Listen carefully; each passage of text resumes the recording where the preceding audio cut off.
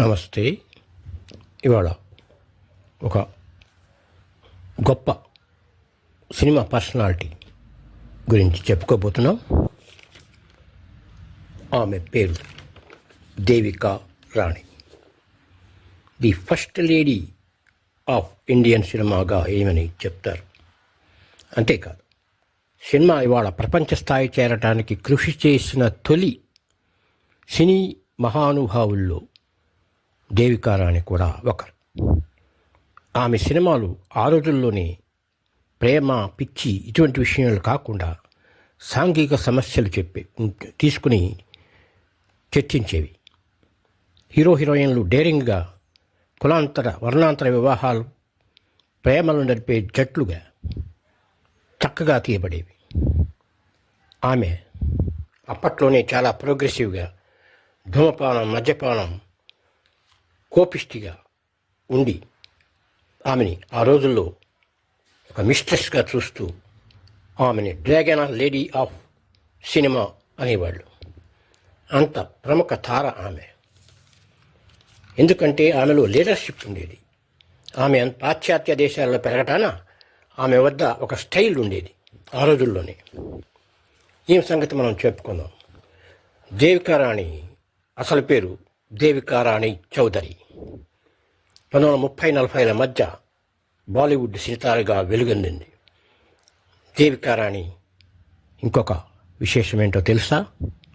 అంతటి గొప్ప పర్సనాలిటీ మన ఆంధ్రప్రదేశ్లో, మన విశాఖపట్నంలో 1908 మార్చి 30న పుట్టింది.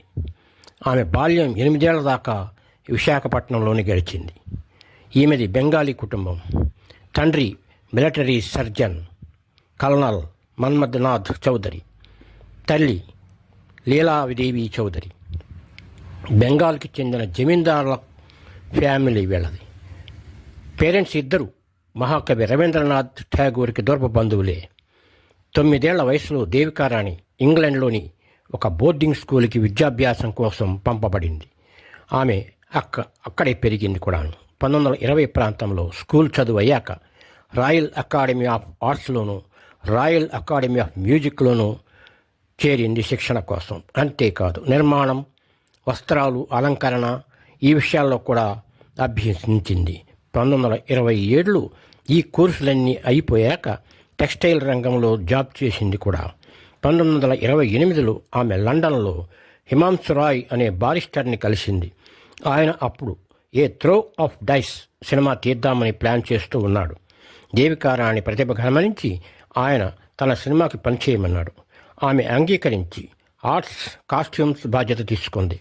ఇద్దరు జర్మనీ కూడా ఈ సినిమా నిమిత్తం వెళ్ళారు. ఆ సమయంలో దేవికా రాణి ఫిల్మ్ మేకింగ్ గురించి చక్కని అవగాహన పొందింది. బెర్లిన్లో షార్ట్ ఫిల్మ్ మేకింగ్ కోర్స్ కూడా చేసింది ఆమె. వారిద్దరూ కలిసి స్టేజ్ ప్లే కూడా స్విట్జర్లాండ్లో ప్రదర్శించి ప్రశంసలు పొందారు. 1929లో ఏ త్రో ఆఫ్ డైస్ విడుదలయ్యాక వారిద్దరూ వివాహం చేసుకున్నారు. ఇండియా వచ్చారు. 1933లో కర్మ అనే సినిమా తీశారు. వీరిద్దరి హీరో హీరోయిన్ల మధ్య ఆ రోజుల్లోనే మొట్టమొదటి ముద్దు సీను చిత్రీకరించబడింది. ఇండియాలో అదే ఆంగ్ల సినిమా మొదటిది. ఈ ముద్దు సీను 4 నిమిషాలు తెరపై కనిపిస్తుంది. 2014 దాకా ఈ ముద్దు సీను నడిచిన డ్యూరేషన్ రికార్డ్ బ్రేక్ అవ్వలేదు.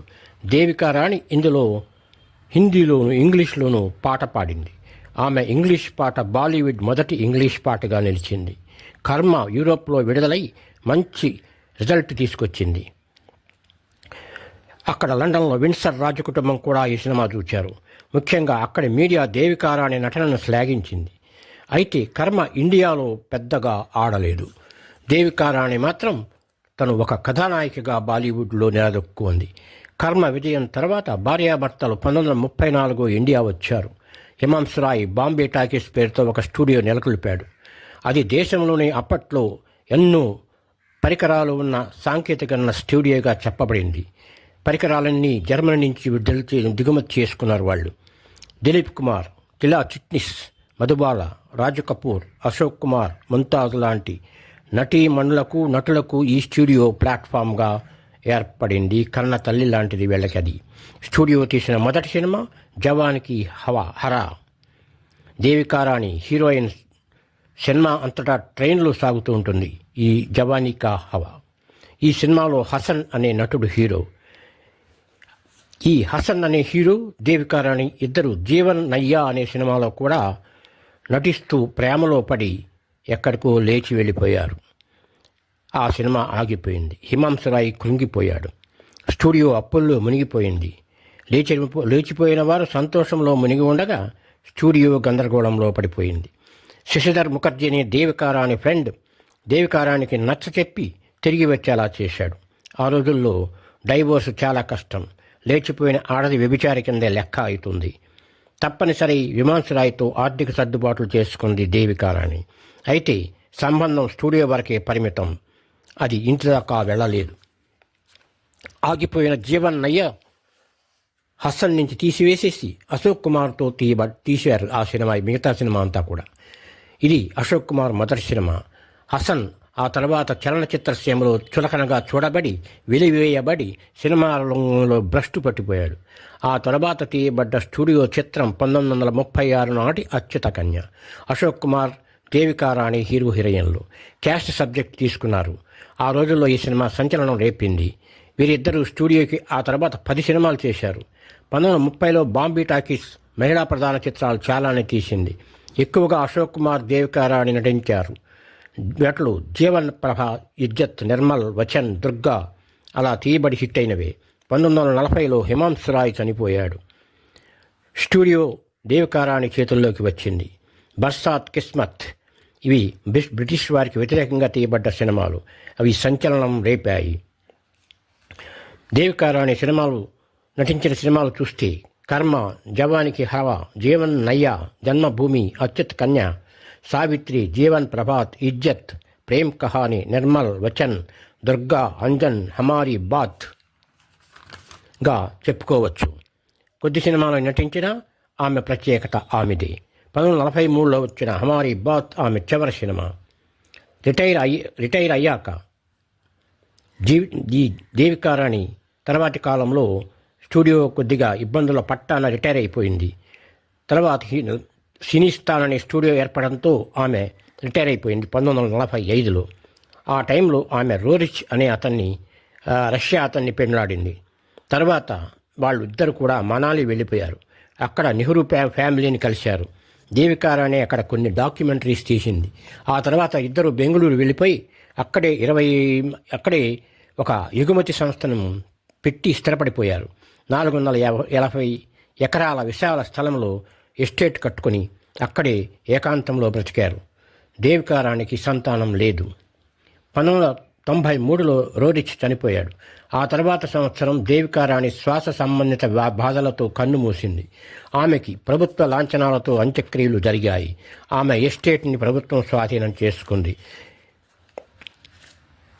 1958లో ప్రభుత్వం దేవికారానికి పద్మశ్రీ అవార్డు ఇచ్చి సత్కరించింది. ఆమె ప్రథమ దాదాసాహెబ్ అవార్డు గ్రహీత. 1990లో సోవియట్ రష్యా ఆమెను సోవియట్ ల్యాండ్ నెహ్రూ అవార్డు ఇచ్చి సత్కరించింది. విన్నారు కదా, first Indian lady of the Indian cinema గురించి, దేవికారాణి గురించి.